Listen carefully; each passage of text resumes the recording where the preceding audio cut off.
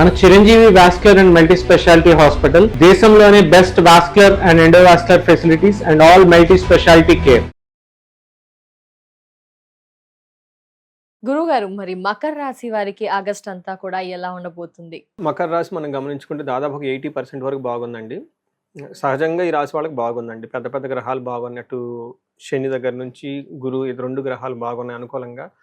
అందులో ఇప్పుడు మారుతున్న గ్రహాలు కూడా 3 గ్రహాలు అనుకూలంగా ఉన్నాయి. దాదాపు ఇదిగో అదిగో అనుకుంటా మెజారిటీ ఆఫ్ ద గ్రహాలన్నీ అనుకూలంగా ఉన్నాయి. ఒక బెస్ట్ టైం అని చెప్పుకోవచ్చు. అందులోనూ మనకి ఇందులో ఉన్న నక్షత్రాలు చూసుకుంటే ఉత్తరాషాఢ 2, 3, 4 పాదాలు, శ్రవణం 1, 2, 3, 4 పాదాలు, ధనిష్ట 1, 2 పాదాలు అంతా ఇందులో ఉంటుంది. మనకి ఇందులో పేరు బలం బట్టి మనం చూసుకుంటే భో, జాజీ, జూజే, జో, ఖా, గాగి అన్న లెటర్స్ మనకి ఇందులో ఉంటాయండి.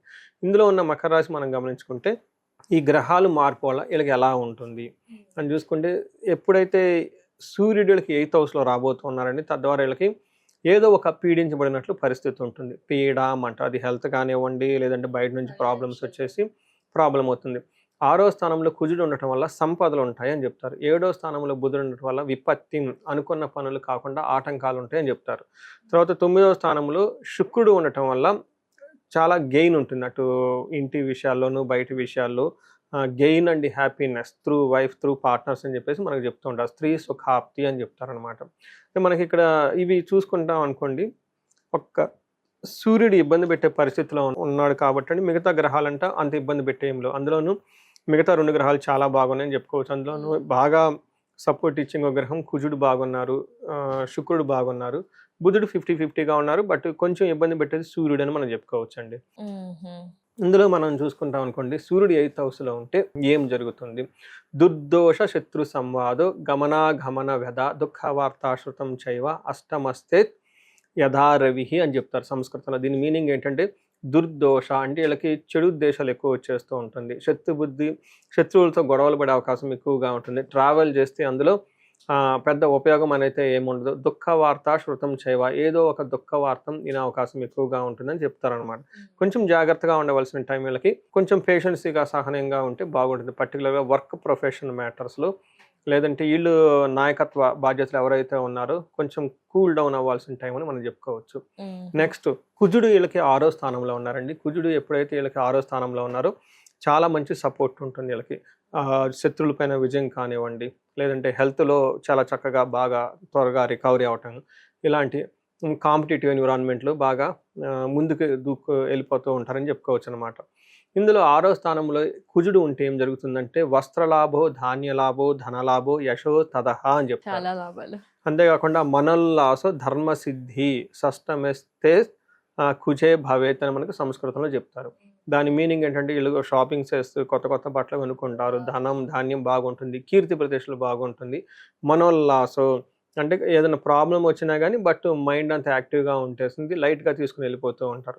ముఖ్యంగా గమనించాల్సిందంటే ధర్మసిద్ధి, ధర్మబద్ధంగా ఏదైనా కనుక ఈ టైంలో పని చేస్తే అది సిద్ధిస్తుంది అని మనకు చెప్తూ ఉంటారు. ఓవరాల్గా ఇది అనుకున్న పనులన్నీ అనుకూలంగా ఉంటుంది. కొంచెం భార్యాభర్తల మధ్య గొడవలు, డిస్టర్బెన్స్ వచ్చే అవకాశం ఎక్కువగా ఉంటుంది, గమనించాలి. నెక్స్ట్ శుక్రుడు బాగా సపోర్ట్ చేస్తూ ఉన్నారండి వీళ్ళకి. శుక్రుడు మనకి 9వ స్థానంలో ఉండటం లక్ష్మీ స్థానం అంటారు. అక్కడ శుక్రుడు ఉంటే ఇంకా బాగా కలిసి వస్తుంది. మనకేం చెప్తారంటే, ఎప్పుడైతే 9వ స్థానంలో శుక్రుడు ఉంటే వాళ్ళకి వస్త్రలాభం, మహా ఆరోగ్యం, గురు భక్తి స్యాత్, ధర్మకృత్ అని చెప్తారు. చిత్తశుద్ధి, అభిష్టార్థ, నవమస్థిత్ భవేత్ భృగో అంటారండి. 9వ స్థానంలో ఎప్పుడైతే శుక్రుడు ఉంటాడు ఏమవుతుందంట, వస్త్రలాభం ఉంటుందంట, మహా ఆరోగ్యం, ఆరోగ్యం చాలా బాగుంటుంది, గురుభక్తి, పెద్దల యందు గురుభక్తి ఉంటూ ఉంటారు, ధర్మకృతు, ధర్మకరమైన పనులు చేసుకుంటూ ధర్మబద్ధంగా ఉంటూ, ఇంట్యూషన్ చాలా స్ట్రాంగ్గా ఉంటుంది, అభీష్టార్థ, అనుకున్న పనులని చక్కగా చేసుకుంటూ వెళ్ళిపోతూ ఉంటారు. ఇంకా ఎవరైనా love, romance, pleasures, short vacations ఇలా వెళ్ళాలి అనుకున్న వాళ్ళు కూడా ఒక బెస్ట్ టైం అని మనం చెప్పుకోవచ్చు అండి. గురుగారు, మరి నక్షత్రాల పరంగా ఉత్తరాషాఢ, శ్రవణం, ధనిష్ట నక్షత్రం వాళ్ళకి ఒక హ్యాపీ న్యూస్ ఏంటంటేనండి, ఈ నక్షత్రాల వారీగా ఈ ఉత్తరాషాఢ నక్షత్రం వాళ్ళకి రాజ్య లాభము, ఓకే, ఒక ప్రొఫెషనల్ మ్యాటర్స్లో ఒక హైక్, ఒక ఇంక్రిమెంట్, ఒక గ్రోత్, ఒక కొత్త ఆపర్చునిటీస్ వచ్చే అవకాశం ఉంటుంది. నెక్స్ట్ వస్త్రలాభం, అది సహజం అనుకోండి. తర్వాత శ్రవణ నక్షత్రం వాళ్ళకి ఏడకూడదు, జయప్రదంగా ఉంటుంది, రాజ్యలాభం ఉంటుంది, వస్త్రలాభం చూపిస్తుంది. నెక్స్ట్ ధనిష్ట నక్షత్రం వాళ్ళకి జయప్రదంగా ఉంటుంది, రాజ్యలాభం ఉంటుంది, వస్త్రలాభం ఉంటుంది. అయితే వీళ్ళు ముగ్గురు ఉన్న నక్షత్రాలు కామన్గా ఒక పాయింట్ ఏంటంటే ఫైనాన్షియల్గా ఇబ్బంది పడే అవకాశం ఎక్కువగా ఉంటుంది. కొంచెం గమనించుకోవాల్సిందిగా కోరుతున్నానండి వీళ్ళకి. శ్రవణ ధనిష్ట నక్షత్రం వాళ్ళకి ట్రావెల్ చేసేటప్పుడు కొంచెం జాగ్రత్తగా ఉండాలండి, గాయాలు అయ్యే అవకాశం ఉంటుంది. మరి మకర రాశి వారు ఏం పరిహారం పాటించాలి గురువు గారు? వీళ్ళు సూర్యుడికి సంబంధించిన పరిహారాలు చేస్తే చాలా బాగుంటుందండి. సూర్యుడికి సంపూర్ణమైన శాంతి పూజలు చేస్తే బాగుంటుంది. తర్వాత వీళ్ళకి ఓవరాల్గా అంతా బాగుంది కాబట్టి అండి, ఒకసారి ఏదన్నా అనుకున్న విధంగా లేకపోతే ఎక్కడైనా పర్సనల్ జాతకంలో సరిగా లేకపోతే పర్సనల్ జాతకం చూపించుకోవడం చాలా ఇంపార్టెంట్. నెక్స్ట్ బుద్ధుడికి సంబంధించిన అనుగ్రహం రావడానికి విష్ణుమూర్తికి సంబంధించిన ఆలయాలు విజిట్ చేస్తే చాలా బాగుంటుంది. ఎవరైనా కనుక రాజశ్యామల హోమం ఇలాంటివి చేయించుకున్నా కలిసి వస్తుందండి. ఎందుకంటే వీళ్ళకి పదవి ప్రమోషన్స్ వచ్చే అవకాశం ఎక్కువగా ఉంది. రాజశ్యామల హోమం చేయించుకుంటే చాలా బాగుంటుంది. గురువు గారు, మరి అతిగా సఫర్ అవుతున్న వారికి జాతక రీత్యా ఎలాంటి పరిహారాలు అద్భుతంగా మెరుగైన ఫలితాలను ఇస్తాయో తెలియజేస్తారా గురువు గారు? సో మనకి ఇప్పుడు దాకా చెప్పుకున్న మన రాశి ఫలం ఏంటంటేనండి, ఆ యొక్క కొంతవరకు మాత్రమే ఎఫెక్ట్ ఉంటుందండి. అది ఒక 30-40% మాత్రం లైఫ్లో ఎఫెక్ట్ ఉంటుంది. బట్ వాళ్ళ యొక్క ఇండివిజువల్ జాతకాన్ని మనం చూసుకోవడం చాలా చాలా ముఖ్యం. దీనితో పాటుగా ఇప్పుడు మనం చెప్పుకున్న దానికి వ్యతిరేకంగా కానీ అనుకూలంగా కానీ లేకుండా బాగా సఫర్ అవుతున్న వాళ్ళు ఎవరైతే ఉంటారో వాళ్ళు ఇండివిజువల్ జాతకం చూపించుకోవడం చాలా చాలా ముఖ్యం అండి. అండ్ నేను రీసెర్చ్ గ్రూప్ లాగా చేస్తున్నానండి. అరౌండ్ మనకి 40 years +or-5 years అంటే 35 to 45 ఎవరికైతే ఏజ్ ఉందో అప్పటిదాకా వాళ్ళ కెరియర్లో చాలా సక్సెస్ఫుల్గా ఉండి, అకాడమిక్స్లో చాలా సక్సెస్ఫుల్గా ఉండి, కెరియర్లో కూడా ఒక మేనేజర్ లెవెల్, ఒక నాయకత్వ లక్షణాలు, సమాజంలో ఒక ఉన్నతమైన పొజిషన్కి వచ్చేసి అందరి దగ్గర కీర్తి ప్రదేశాలు, గౌరవం, మర్యాద, కొంచెం డబ్బు సంపాదించుకొని ఒక సిస్టమాటిక్గా ఉన్నవాళ్ళు సడన్గా ఆ ఏజ్లో డౌన్ వస్తుందండి. దీనికి మిడ్ లైఫ్ క్రైసిస్ అని చెప్పేసి మనకు అంటూ ఉంటారు జనరల్గా మోడర్న్ సైకాలజీలో. హార్మోనల్ చేంజెస్ అని, పోస్ట్ మెనోపాజ్ అని, ప్రీ మెనోపాజ్ అని రకరకాల పేర్లతో చెప్తూ ఉంటారు. బట్ అరౌండ్ 40-45 మధ్య లాట్ ఆఫ్ చేంజెస్ ఉంటుందండి, అది జెంట్స్కి లేదంటే లేడీస్కి. ఇది ఎందుకు వస్తుంది, కారణం ఏంటి అని మనం ఒక మిడ్ లైఫ్ క్రైసిస్ అని ఒక టైటిల్ పెట్టి వదిలేయకుండా జ్యోతిష శాస్త్రం చాలా బ్యూటిఫుల్గా అందులో మనకి రీజన్స్ చెప్తారు ఎందుకని. చాలా శాపాలు ఉంటాయండి. అంటే మనకి లైఫ్లో కొన్ని ఏజ్లో కొన్ని యాక్టివ్గా ఉంటాయండి. మన చిన్నప్పుడు బాలారిష్టాలు అంటారు, పెళ్ళైనప్పుడు వివాహ దోషాలు అంటారు, కొంచెం లైఫ్లో సెటిల్ అయ్యి ధనం వచ్చినప్పుడు వేరే శాపాలు ఉంటాయండి. తర్వాత ఈ శాపాలు ఇంకా ఏమైనా ఉన్నాయి అనేది యాక్టివ్ అవుతున్నాయో చూసుకోవాలండి. సో నా రీసెర్చ్లో ఎవరైతే ఇలా సక్సెస్ఫుల్ ట్రాక్ రికార్డు ఉండి సడన్గా ఆగిపోయారు, బ్లాక్ అయ్యారంటే ఖచ్చితంగా వాళ్ళ దాంట్లో శాపాలు యాక్టివేట్ ఉంటాయండి. సో ఇది ఎప్పుడైతే నేను ఈ మెసేజ్ చెప్పుకుంటూ వస్తున్నాను లాస్ట్ 4-5 months నుంచి వచ్చిన హారోస్కోపులు మొత్తం ఇలాంటి కాలసర్ప దోషాలని, పితృదోషాలని, మాతృదోషాలని, మాతృశాపాలని, ఇలా మనకి శాపాలని ఉంటాయండి.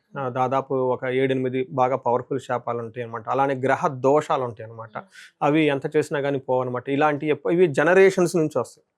మొన్న రీసెంట్గా కూడా ఒకళ్ళు వచ్చారండి, చూసిన వెంటనే చెప్పాను మీ అబ్బాయికి త్రిపిండి దోషం ఉంది, అది వీళ్ళ చేసిన వల్ల రాదు, వీళ్ళ యాన్సిస్టర్ చేయటం వల్ల. అప్పుడు అవునండి మా చిన్నప్పుడు మా అమ్మమ్మ గారు ఇలా చేసేవాళ్ళండి, ఆ తర్వాత మా పిన్ని కూతురు ఒక ఆమె చనిపోయిందండి, ఇలా ఉందండి, ఇలా వాళ్ళ హిస్టరీ అంతా చూసుకుంటూ వచ్చారనమాట. ఇలా జనరేషన్స్ నుంచి ఎప్పటి నుంచి ఉన్న టఫ్ అయిన ప్రాబ్లమ్స్ ఉంటే ఇవన్నీ వస్తూ ఉంటాయండి.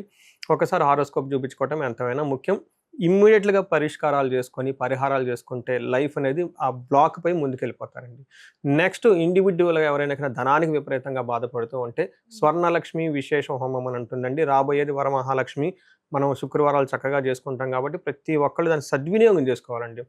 నేను మా ఫ్రెండ్ ఒకళ్ళు ఉన్నారండి, వీళ్ళు ఇవన్నీ నమ్మరు.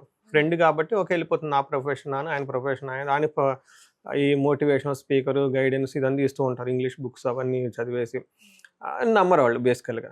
సో ఏదో ఒక సందర్భంలో వాళ్ళ ఇంట్లో నేను కుబేర పాశుపత అభిషేకం చేయించాల్సి వచ్చింది. అది కూడా ఫోర్స్, ఫ్రెండ్ కాబట్టి నువ్వు ఇన్ని చేస్తున్నావు కదా నా గురించి ఒక్కటి చేయని చెప్తే అదంతా అయిపోయిన తర్వాత ఫస్ట్ వాళ్ళు ఇచ్చిన రెస్పాన్స్ ఏంటంటే, నాకు ఇలాంటి పూజలు ఎన్ని ఉన్నాయండి అన్నారు. పాశుపతాలు దాదాపు 365 ఉంటాయండి. మెయిన్ ఇంకా చాలా ఉంటాయి. అంటే డైలీ ఒక్కొక్కటి మా ఇంట్లో చేపిస్తారా అని అడుగుతున్నారు. డైలీ ఒకటి ఏమని చెప్పేసి చూడండి. అంటే ఆ మంత్రాలకి ఆ వైబ్రేషన్స్ అలా ఉంటుందండి. ఇప్పుడు ఒక చిన్న మాట మిమ్మల్ని అలా అంటే నెగిటివ్గా ఫీల్ అయిపోతాం. మరి ఆ అన్ని మంత్రాలు అంతమంది బ్రాహ్మణులు చదివితే అది ఎక్కడ పోతుందండి, దానికి ఇంపాక్ట్ ఉంటుందండి. అందుకని ఇలాంటి పరిష్కారాలు చక్కగా చేసుకుని లైఫ్లో 10 అంతలు ముందుకెళ్ళాలని చెప్పేసి నేను కోరుకుంటున్నాను.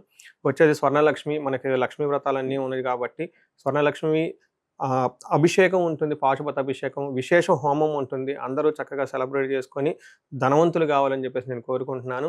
ఏదైనా గనక వివాహానికి గనక ప్రాబ్లంగా ఉంటే అన్యోన్య దాంపత్య పాశుపత అభిషేకము, హెల్త్ బాగా లేకుండా ఉంటే మనకేమని చెప్తారంటే మృత్యుంజయ పాశుపత అభిషేకము, సర్పదోష హోమము, గురుగారు. కాలసర్ప దోషము, త్రిపిండి దోషము, ఇవి ఇలా ఎనీథింగ్ అండి, ఎనీథింగ్ వాళ్ళకి ఎక్కడైనా కనుక ఛాలెంజ్ ఉంటే ఇమ్మీడియట్గా ఒకసారి అపాయింట్మెంట్ తీసుకొని జాతక చక్రం చూపించుకొని దాని కారణాలు ఏంటో పరిష్కరించుకొని ఇమ్మీడియట్గా పరిహారాలు చేసుకుంటే 3 to 6 monthsలో మొత్తం లైన్లో పడిపోతారండి. సో తప్పకుండా. ఎన్నో కేసులు చేస్తున్నాను.